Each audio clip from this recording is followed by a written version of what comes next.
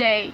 Today, let me introduce to you our main topic that I'm gonna represent. That is the impact of globalization in local cultures. What is globalization?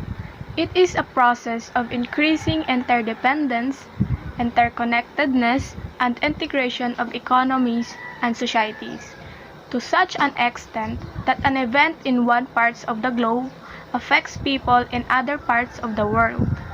And how can globalization impact our local cultures? The effects of cultural globalizations are also many, including homogeneity, the transmission of prominent ideas from one culture to another, the replacement of aspects of local culture with the dominant norms of a foreign culture. And the main objective here is that to know how does globalization have impacts on local cultures. Next, understanding the impact of globalization in local cultures. The impacts on local cultures. Globalization has led to the spread of Western culture, often at the expense of local traditions and customs. Cultural homogenization can result in the loss of unique cultural identities. Loss of traditional practices. Globalization has led to the erosion of traditional cultural practices as local communities adopt more globalized norms and values. Spread of globalized media and consumerism.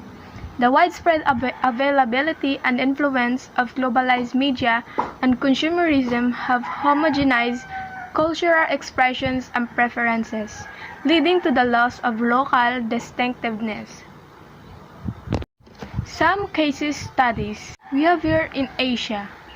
The globalization of trade has led to the influx of foreign goods and the decline of traditional local markets.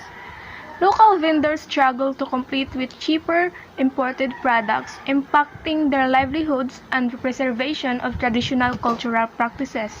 And in South America, globalization has brought increased demand for mass-produced goods, leading to a decline in local artisanal industries.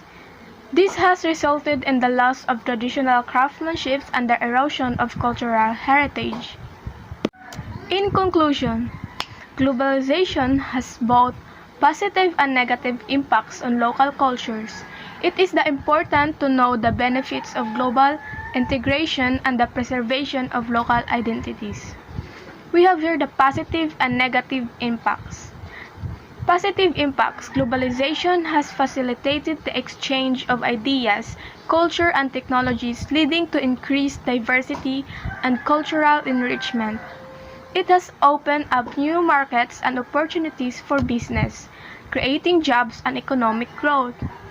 Globalization has also improved access to goods and services, enhancing the standard of living for many. And the negative impacts. Local cultures and traditions could be overshadowed or diluted by dominant global influence. Small local businesses may struggle to compete with larger multinational corporations. Economic inequality can be exacerbated as wealth is concentrated in the hands of a few global players. That's all and thank you. Hi, Joe. That's all and thank you for listening. May God bless you.